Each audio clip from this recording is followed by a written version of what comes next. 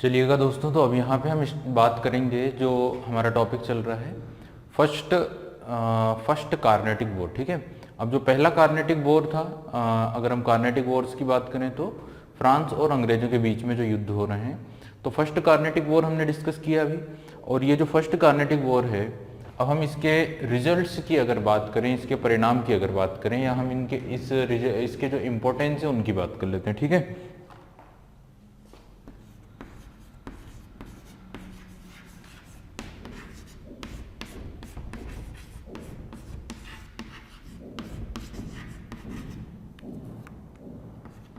तो जो फोकस है वो इस बात पे है कि क्या रिजल्ट्स हैं और क्या इम्पोर्टेंस है। 1746 से 1748 तक ये जो युद्ध हुआ है, पहला कार्नेटिक युद्ध। ठीक है, सारी चीज़ें मैं आप लोगों को एक्सप्लेन कर ही चुका हूँ। इस युद्ध का बेसिक रीजन, बेसिक कारण क्या है, तो आप लोग सभी जानते हैं कि यूरोप में जो ऑस्ट्रिया का सक्सेसर का जो मुद्दा है ना, ऑस्ट्रिया का जो उत्तराधिकारी कौन होगा, इस मुद्दे पर यह युद्ध शुरू हुआ था। कहाँ पे? यूरोप में। ठीक है, यूरोप में काफ़ी पहले से चल रहा था। इंडिया में इस युद्ध के जो इफेक्ट हैं वो देखने को मिले हैं 1746 से 48 के बीच में, जब दोनों ही कंपनियां, फ्रांस और ब्रिटेन, दोनों की ही कंपनियां इंडिया में क्या होने लगी है, भिड़ने लगी है।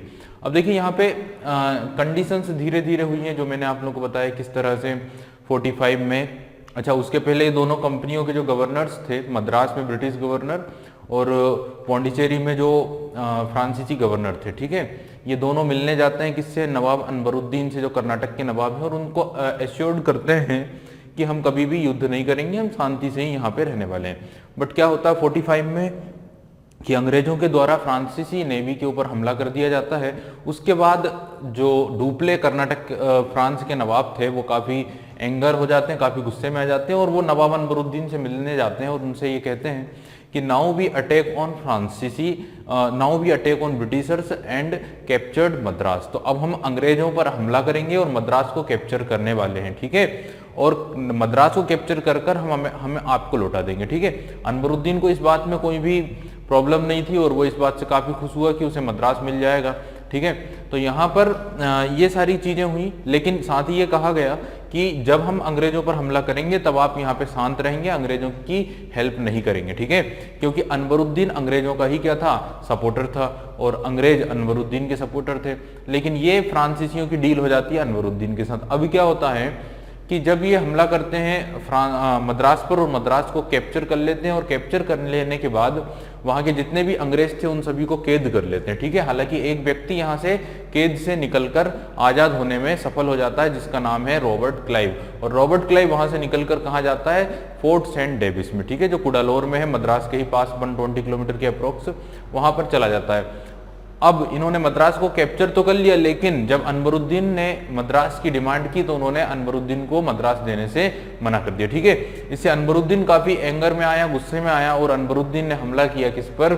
फ्रांसीसियों पर, और एक युद्ध लड़ा गया जिसे हम बोलते हैं बैटल ऑफ अडयार, या अडयार नदी का युद्ध। अडयार नदी के किनारे पर यह युद्ध हुआ था, इसे सेंट टोमे का युद्ध भी बोलते हैं। तो ये जो युद्ध लड़ा गया अडयार नदी का युद्ध, इस युद्ध में एक तरफ अनवरुद्दीन की फोर्स थी जिसके लीडर थे महफूज खान, उनका पुत्र, और दूसरी तरफ थी फ्रांसीसियों की सेना जिसके लीडर कौन है? डुप्ले।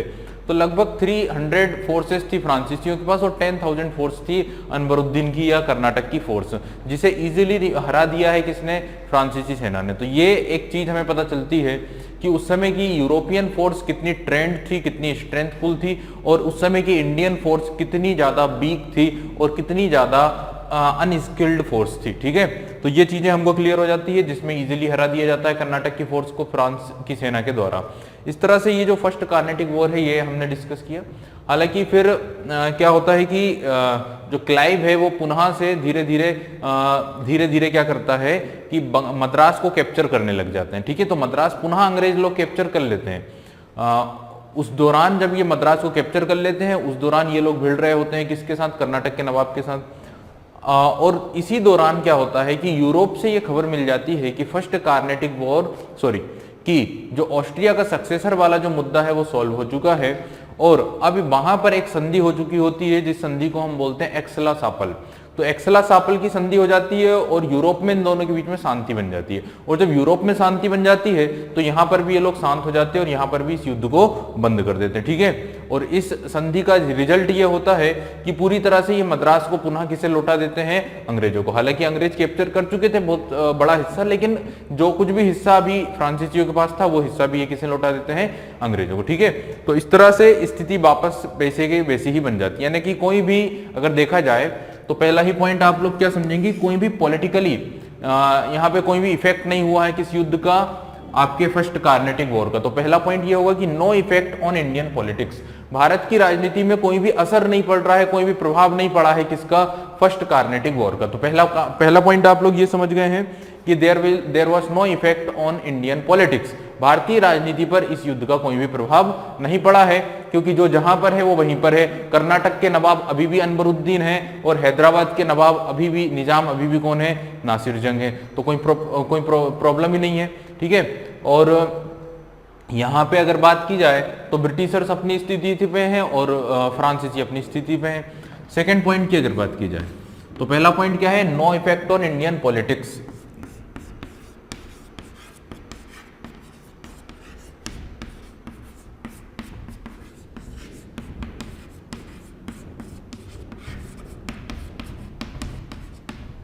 सेकेंड, अगर हम बात करें इसके रिजल्ट या इंपोर्टेंस की, तो इट वाज इनकंक्लूसिव, यानी कि इसका कोई भी परिणाम या इसका कोई भी रिजल्ट हमें नहीं मिलता है। इट वाज इनकंक्लूसिव, यानी कोई भी कंक्लूजन नहीं निकल रहा है, कोई भी परिणाम इसका नहीं निकल रहा है। ठीक है,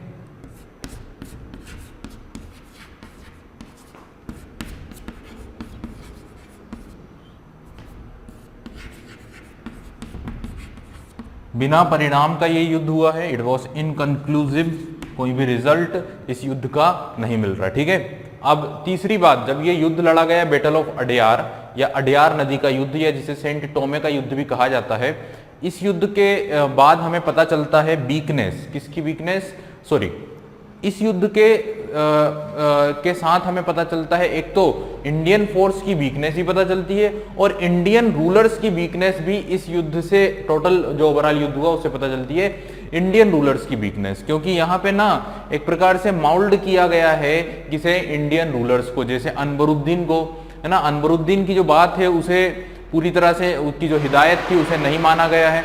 ठीक है, तो इस तरह से देखा जाए तो यहाँ पे वीकनेस ऑफ इंडियन किंग्स जो होती है वो पता चलती है। ठीक है,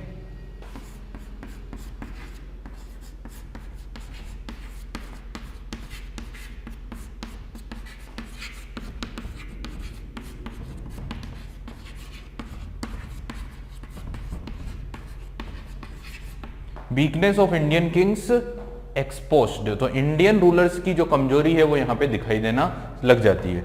चौथे पॉइंट की अगर बात की जाए, चौथे बिंदु की अगर बात की जाए तो मिलिट्री यानी सेना की जो वीकनेस है वो भी यहाँ पर क्या हो जाती है, दिखने लग जाती है। तो मिलिट्री वीकनेस भी यहाँ पे दिखती है।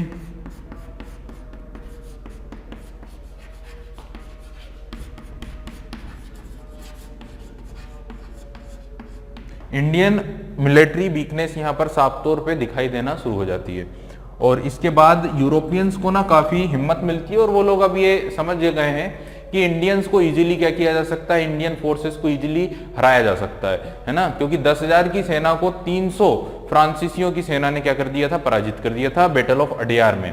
और पांचवा जो पॉइंट होगा वो ये होगा कि establish the importance of navy, navy की इंपॉर्टेंस यहां पर स्थापित हो चुकी है, नौसेना का महत्व यहां पे समझ में आ चुका है। ठीक है, importance of navy.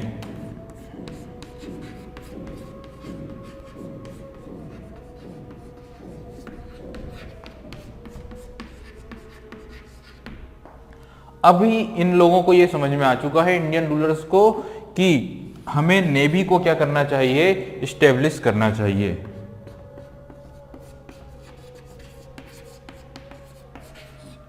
Established the importance of navy, तो नेवी के महत्व को ये लोग समझे हैं, नेवी के महत्व समझ में आए हैं। ठीक है, हालांकि फ्रांसीसियों की जो नेवी थी वो लगभग कमजोर थी, किसकी नेवी से, ब्रिटिशर्स की नेवी से। ये फ्रांसीसियों की एक वीकनेस थी, फ्रांसीसियों की एक कमजोरी थी। ठीक है, क्योंकि आप लोगों ने देखा 1745 में अंग्रेजों ने फ्रांसीसियों की नेवी पर हमला किया था और उन्हें पराजित कर दिया था। ठीक है, इसी के बाद ये युद्ध में एक प्रकार से चिंगारी लगी और इंडिया में इन लोगों ने युद्ध शुरू किया। तो ये हमने डिस्कस किया first Carnatic war. Now we will discuss about the second Carnatic war and third Carnatic war. तो अब हम बात करेंगे दूसरे और तीसरे कार्नेटिक वॉर के ऊपर और उनके क्या रिजल्ट्स हैं, उनके क्या कॉन्सिक्वेंसेस हैं, उस मुद्दे के ऊपर अब हमारी चर्चा आगे बढ़ेगी। ठीक है, चलिएगा दोस्तों, तो अब हम बात करेंगे सेकंड कार्नेटिक वॉर के ऊपर। तो जो दूसरा कार्नेटिक युद्ध हुआ है उस मुद्दे के ऊपर हम बात करेंगे, सेकेंड वॉर ऑफ कार्नेटिक। ठीक है, कब से कब तक लड़ा गया? 1749 से 1754 तक ये युद्ध हुआ है। हालांकि ऐसा नहीं है कि हर एक दिन युद्ध होता है। ठीक है, ये युद्ध की एक सीरीज होती है, युद्ध की एक श्रृंखला होती है। तो इस तरह से कभी एक युद्ध हुआ, कभी दूसरा युद्ध हुआ, इस तरह से ये युद्ध हुआ है और अलग अलग स्टेज में, अलग अलग स्टेप में हम इस टॉपिक को डिस्कस करेंगे। देखिए, सबसे पहले अगर बात की जाए तो आप लोगों को पता है कार्नेटिक वॉर्स कितने हुए? 3 हुए। टोटल कितने हुए? 3 हुए। फर्स्ट हम डिस्कस कर चुके हैं, सेकंड के ऊपर बात कर रहे हैं, थर्ड हम करेंगे। तो जब हम बात करते हैं ओवरऑल 3 कार्नेटिक वॉर्स की, तो आप लोग ये समझे कि पहला और जो थर्ड कार्नेटिक वॉर है, फर्स्ट एंड थर्ड, इन 2 कार्नेटिक युद्ध के जो रीजन है, जो कारण है, जो कॉजेज हैं, वो हैं यूरोपियन पॉलिटिक्स। क्या कारण है? यूरोप की राजनीति के कारण ये पहले और तीसरे युद्ध हुए थे। जैसे फर्स्ट वॉर का जो बेसिक कारण था वो था ऑस्ट्रिया का सक्सेशन, और थर्ड जो वॉर था वो यूरोप में जो सप्तवर्षीय युद्ध, 7 ईयर बैटल जो शुरू हुए थे बिटवीन फ्रांस एंड ब्रिटिशर्स, और जो अदर यूरोपियन कंट्रीज थी जैसे ऑस्ट्रिया और प्रसा भी इसमें शामिल हो गई थी। लेकिन जब हम बात करते हैं ना सेकेंड कार्नेटिक वॉर की, तो इसका जो बेसिक कारण था वो था इंडियन पॉलिटिक्स, भारतीय राजनीति। तो इंडियन पॉलिटिकल रीजन होता है सेकंड कार्नेटिक वॉर का। फर्स्ट एंड थर्ड का जो बेसिक कारण है वो यूरोपियन पॉलिटिकल कारण है, और सेकंड कार्नेटिक वॉर का जो बेसिक कारण है वो है इंडिया की पॉलिटिकल कंडीशन। अब इंडिया की क्या पॉलिटिकल कारण होता है, क्या राजनीतिक कारण बनता है सेकंड कार्नेटिक वॉर का? तो बेसिकली मैं आप लोगों को बता दूं, और मैंने आप लोगों को पहले भी बताया हुआ है कि इस युद्ध का बेसिक कारण जो है वो है वो है हैदराबाद और कर्नाटक का सक्सेशन। क्लियर? तो आप लोग समझ लें, बेसिकली कारण समझ लें, रीजन समझ लें, succession war in Karnataka and Hyderabad और कर्नाटक का उत्तराधिकार का जो प्रश्न है वही कारण बनता है सेकेंड बैटल ऑफ कार्नेटिक। ठीक है, कर्नाटक के दूसरे युद्ध का। तो मैं यहां पे रीजन लिख दे रहा हूं, कारण लिख दे रहा हूं। रीजन जो निकलता है वो क्या निकलता? Succession war in Karnataka and Hyderabad.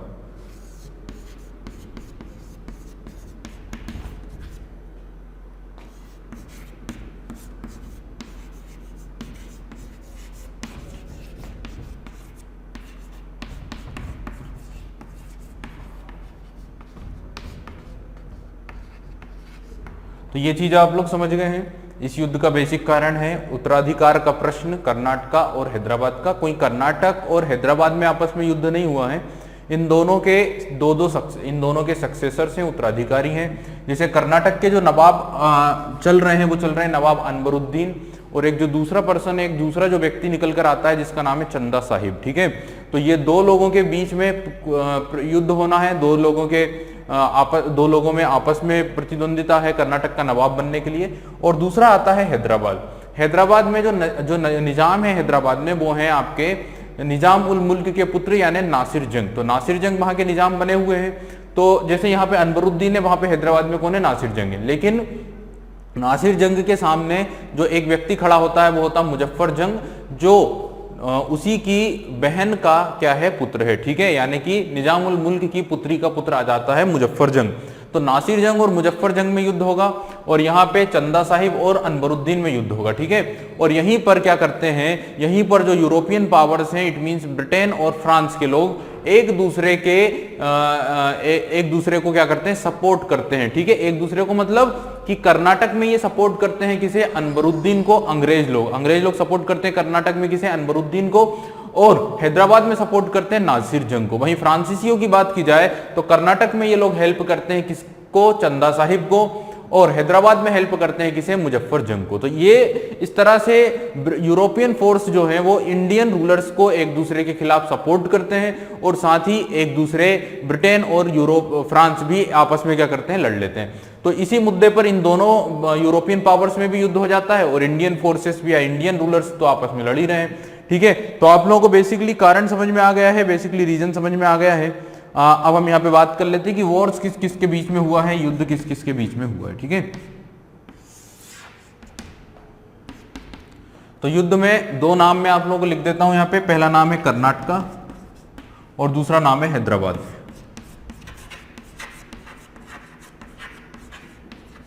लेकिन इसका ये बिल्कुल मतलब नहीं है कि इन दोनों में आपस में युद्ध होगा, ठीक है, आपस में बिल्कुल भी युद्ध नहीं हो रहा है। कर्नाटक में युद्ध अलग लोगों के बीच में हो रहा है, हैदराबाद में युद्ध अलग लोगों के बीच में हो रहा है, ठीक है। तो यहाँ पे मैं बता देता हूँ कि कर्नाटक में कौन कौन लोग हैं जो युद्ध लड़ रहे हैं या जो सक्सेसर हैं वो कौन कौन से हैं। तो कर्नाटक में पहले से ही जो है वो है कौन, नवाब अनबरुद्दीन, और जो नए व्यक्ति यहां पर बन रहे हैं, बनने की कोशिश कर रहे हैं नवाब बनने की, उनका नाम है चंदा साहिब, ठीक है। तो ये चीज आप लोग समझ गए। देखिए अनबरुद्दीन की बात की जाए ना, तो बेसिकली ये उस वंश से बिलोंग नहीं करते हैं, उस डायनेस्टी से बिलोंग नहीं करते हैं जिस डायनेस्टी से पहले से नवाब बने आ रहे थे, ठीक है। तो जो नवाब बनते आ रहे थे ना, वो नवाब की जो डायनेस्टी है वो खत्म हो चुकी है, और इन्हें ये एक नई डायनेस्टी को इन्होंने यहाँ पे स्टार्ट किया अनबरुद्दीन ने।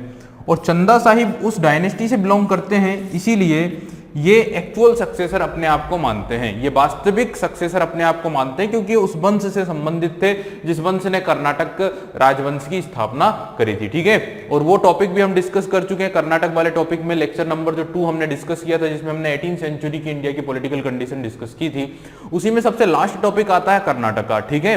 तो एक बता दूं मैं आप लोगों को एक बार फिर से कि सेकंड जो लेक्चर था जिसमें हमने इंडिया की पॉलिटिकल कंडीशन डिस्कस की 18वीं सेंचुरी में, उसमें हमने सबसे पहले ही बात करी थी किस मुद्दे के ऊपर, सबसे पहले हमने बात करी थी मराठा साम्राज्य के ऊपर, फिर सिख एम्पायर और सिख रिलीजन के ऊपर, फिर हमने बात करी थी थर्ड नंबर पे, तीसरे नंबर पर जो सक्सेसर स्टेट्स थे जैसे कि अवध हो गया, हैदराबाद हो गया और बंगाल हो गया। तो बंगाल के बारे में बात की, अवध के बारे में बात की और हैदराबाद के बारे में, और आखिरी में हमने बात की कर्नाटक के बारे में, ठीक है। सादत खान जो थे उनके द्वारा कर्नाटक राज्य की स्थापना की गई थी, और सादत के ही वंशज थे आपके कौन, या उसी वंश से बिलोंग करते थे कौन, चंदा साहिब। बट नवाब अनबरुद्दीन की बात की जाए तो नवाब अनबरुद्दीन जो थे वो निजाम उल मुल्क के एक सहायक थे, निजाम उल मुल्क के ही एक अधिकारी थे, जिसे निजाम ने ही अपॉइंट किया था कर्नाटक में एज अ रीजेंट, एक संरक्षक के तौर पर, क्योंकि यहां पर जो पुराना जो वंश था उसके जो रूलर थे काफी छोटी उम्र के थे, और उन्हीं का संरक्षक बनाया गया था किसे, नवाब अनबरुद्दीन को। लेकिन उसकी अकस्मात रूप से हत्या हो जाती है या मृत्यु हो जाती है, और अनबरुद्दीन अपने आप को कर्नाटक का नवाब डिक्लेयर कर देते हैं, ठीक है। वो हिस्ट्री दूसरी है। अब ये बात आप लोग समझ गए यहाँ पे कौन है। अब यहाँ की बात कर लेते हैं हैदराबाद की। तो हैदराबाद में 2 नाम मैं आप लोगों को बता चुका हूं, फिर से मैं लिख देता हूं नाम। पहला नाम आ जाता है नासिर जंग, जो पहले से ही निजाम बने हुए हैं, और दूसरा नाम आता है मुजफ्फर जंग,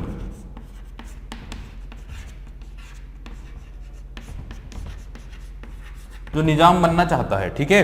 नासिर जंग जो थे वो निजाम उल मुल्क के ही पुत्र थे, सबसे बड़े पुत्र, और मुजफ्फर जंग की बात की जाए तो वो उनकी एक पुत्री के पुत्र थे, ठीक है।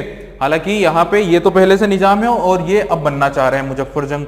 तो ये चीज आप लोग समझ गए हैं कि इन लोगों में आपस में युद्ध होगा, है ना, नासिर जंग और मुजफ्फर जंग में युद्ध होगा, और चंदा साहिब और नवाब अनबरुद्दीन में युद्ध होगा, ठीक है। और यहीं पर अपने हाथ धोने का काम करते हैं कौन, यूरोपियन पावर्स, वो भी यहाँ पे भिड़ जाते हैं, वो भी आपस में युद्ध लड़ लेते हैं, ठीक है। उसके पहले मैं बता दूंगा आप लोगों को कि नवाब अनबरुद्दीन और निजाम नासिर जंग, इन दोनों के सपोर्टर जो हैं वो कौन है, वो हैं इंग्लिश, ब्रिटिशर्स।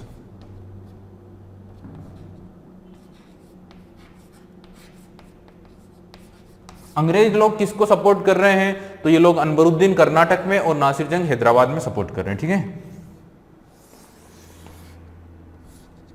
मुजफ्फर जंग और चंदा साहिब को सपोर्ट करने वाले लोग कौन है, वो है फ्रांस।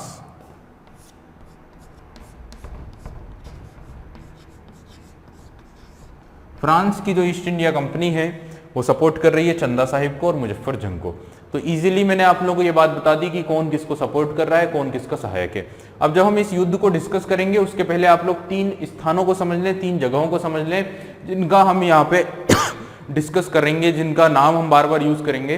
तो उसमें एक नाम जो आता है वो आता है त्रिचिनापल्ली, ठीक है। त्रिची भी कहा जाता है जिसे शॉर्ट में त्रिचिनापल्ली।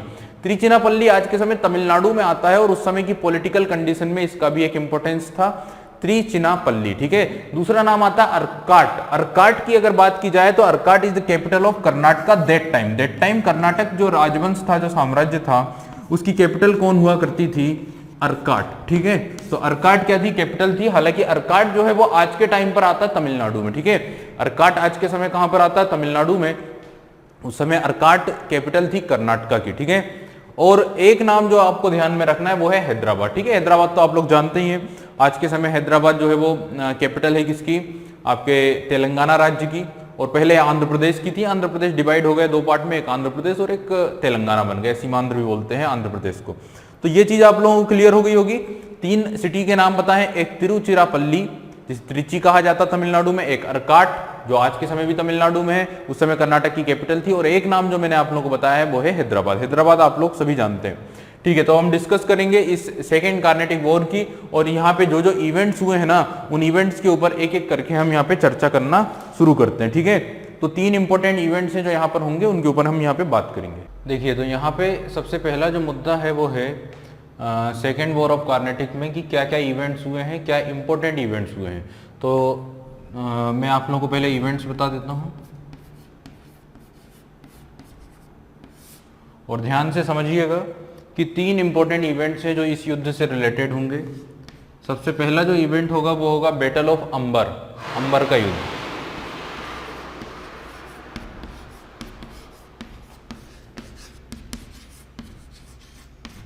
बैटल ऑफ अंबर, ये पहला इवेंट है। एक युद्ध लड़ा गया है 3 अगस्त 1749, 3 अगस्त 1749 को।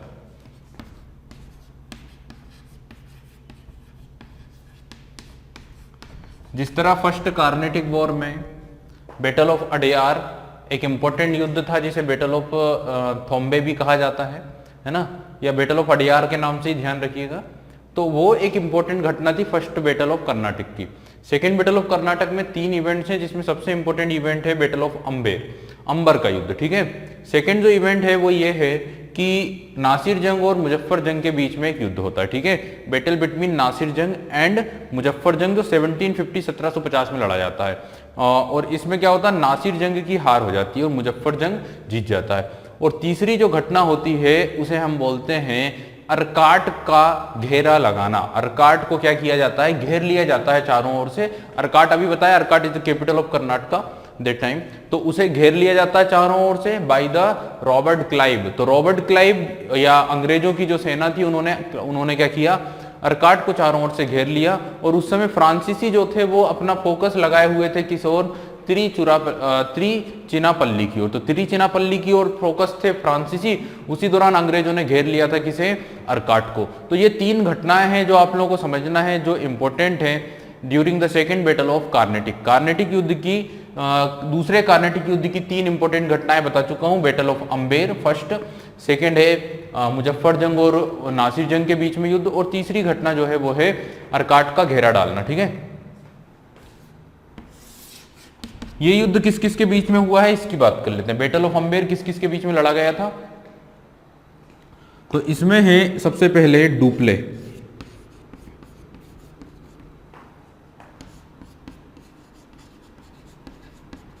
डुप्ले कहां से है, तो डुप्ले है फ्रांस का गवर्नर उस समय पर, पांडिचेरी में।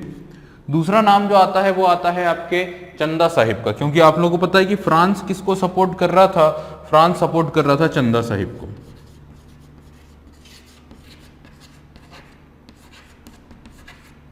ठीक है। और तीसरा नाम जो आता है वो आता है मुजफ्फर जंग, भी इनके साथ शामिल हो जाता है।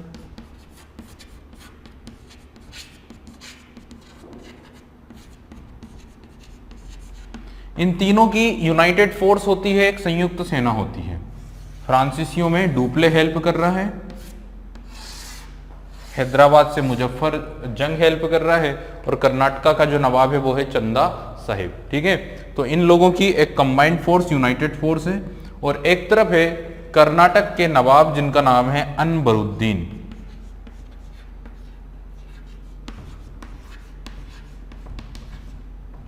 ठीक है। तो अनबरुद्दीन अकेले हैं, और अनबरुद्दीन, हालांकि अनबरुद्दीन के सपोर्टर्स जो थे वो कौन थे, अंग्रेज या ब्रिटिशर्स, लेकिन यहाँ पे इस समय वो अकेले युद्ध में पार्टिसिपेट कर रहे हैं। ठीक है।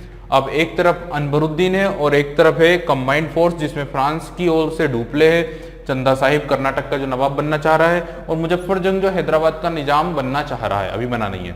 इन तीनों की कंबाइंड फोर्स, और अपोजिट में कौन है, मुजफ्फर अनवरुद्दीन। इस युद्ध में यूनाइटेड फोर्स क्या करती है, कंबाइंड फोर्स क्या करती है, कर्नाटक के नवाब की सेना को पराजित कर देती। ठीक है, तो अब हम बात कर लेते हैं इस युद्ध के रिजल्ट्स की। तो रिजल्ट्स में यहां पे लिख दूंगा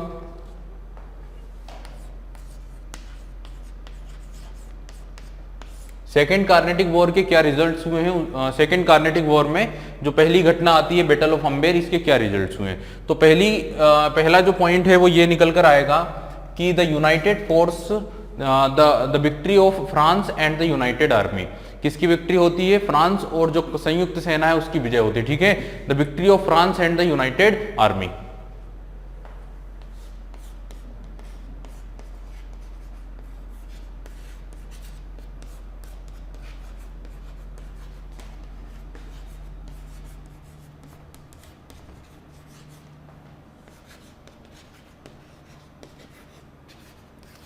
फ्रांस और यूनाइटेड आर्मी की विजय होती है। दूसरी बात, अब जब अगर ये लोग जीत गए हैं, ठीक है, तो इसका रिजल्ट क्या होगा कि चंदा साहिब को क्या बनाया जाएगा, कर्नाटक का अगला नवाब बनाया जाएगा। ठीक है, तो चंदा Sahib became the new Nawab of Karnataka.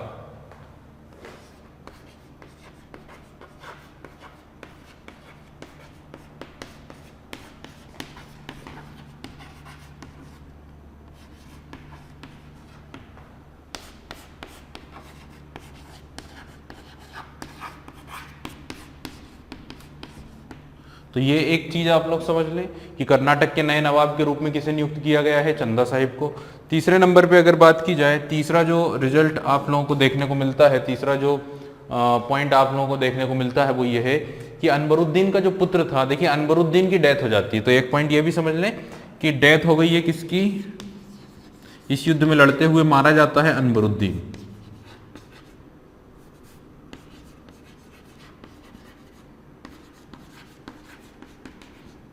Anwaruddin की मृत्यु हो जाती है और अनवरुद्दीन का एक पुत्र होता है जिसका नाम है मोहम्मद अली। मोहम्मद अली इस युद्ध में के बाद क्या हो जाता है, भाग जाता। ठीक है, तो मोहम्मद अली इस युद्ध के बाद क्या हो जाता है, भाग जाता है, कहीं दूर शरण में ले लेता है। हालांकि बाद में अंग्रेज उसे कर्नाटक का नवाब बनाएंगे। ठीक है, बट अभी वो यहां से भाग जाता है। तो ये 4 पॉइंट मैंने आप लोगों को बता दिए हैं। इस युद्ध के बैटल ऑफ अम्बेर के क्या कॉन्सिक्वेंसेस हैं, क्या रिजल्ट्स हैं। तो पहली बात, victory of France and United army, Chanda Sahib became the new Nawab of Karnataka and death of Anwaruddin की डेथ हो जाती है और चंदा साहिब बन जाते हैं कर्नाटक के नवाब। ये होती है पहली घटना, एक इंपॉर्टेंट इवेंट जिसे हम बोलते हैं बैटल ऑफ अम्बेर या बैटल ऑफ अंबर। ठीक है, आगे डिस्कस करते हैं और अब हम बात करेंगे सेकेंड इवेंट की, दूसरी घटना की। ये पहली घटना थी, अब दूसरी घटना की बात करते हैं।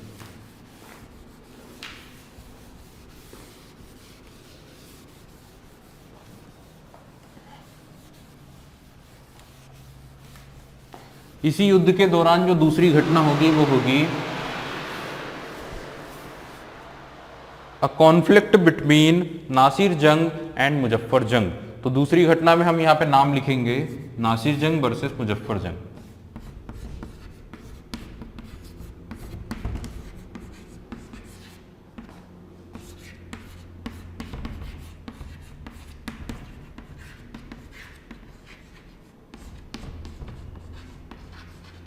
नासिर जंग और मुजफ्फर जंग के बीच में जो युद्ध हुआ है, अब हम उसकी बात करेंगे।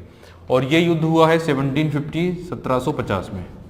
ये घटना कब की होती है, 1750 की। और इस युद्ध में आप लोगों को पता है नासिर जंग को सपोर्ट कर रहे हैं अंग्रेज और मुजफ्फर जंग को सपोर्ट कर रहे हैं फ्रांसीसी। ये बात आप लोगों को क्लियर हो गई है। इस युद्ध में इस युद्ध में नासिर जंग जो है वो उसकी क्या हो जाती है, मृत्यु हो जाती है या हार हो जाती है, और मुजफ्फर जंग बन जाता है हैदराबाद का अगला निजाम। ठीक है, तो मुजफ्फर जंग मेड निजाम ऑफ हैदराबाद। ठीक है, इस युद्ध के जो रिजल्ट्स हैं वो मैं यहां पे लिख दूंगा। अगेन रिजल्ट्स, तो पहला रिजल्ट क्या होगा कि मुजफ्फर जंग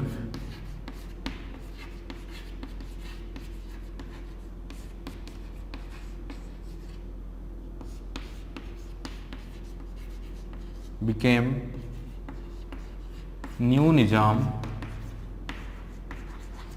ऑफ हैदराबाद।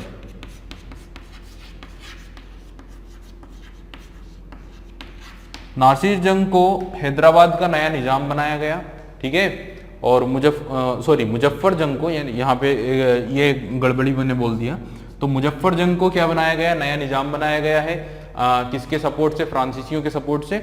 और नासिर जंग की क्या हो गई है, मृत्यु हो गई है इस युद्ध में, ठीक है। दूसरा पॉइंट जो यहाँ पे निकल के आता है इंपॉर्टेंट, वो ये है कि कुछ ही दिनों के बाद, है ना, कुछ ही दिनों के बाद मुजफ्फर जंग की भी क्या हो जाती है, हत्या कर दी जाती है, ठीक है। तो कुछ ही दिनों के बाद मुजफ्फर जंग की भी हत्या कर दी जाती है। ज्यादा समय तक मुजफ्फर जंग निजाम के पद पर नहीं रह पाता है, ठीक है। तो आप लोग ध्यान रखिएगा, आफ्टर सम टाइम मुजफ्फर जंग वॉज ऑल्सो किल्ड। अब मुजफ्फर जंग की डेथ हो गई है, मुजफ्फर जंग की मृत्यु हो गई है, और मुजफ्फर जंग के बाद जो नेक्स्ट व्यक्ति अगला निजाम बनता है वो बनता है सलावत जंग। तो मुजफ्फर जंग ज्यादा समय तक नहीं रह पाता है, अब बनता है सलावत जंग, ठीक है।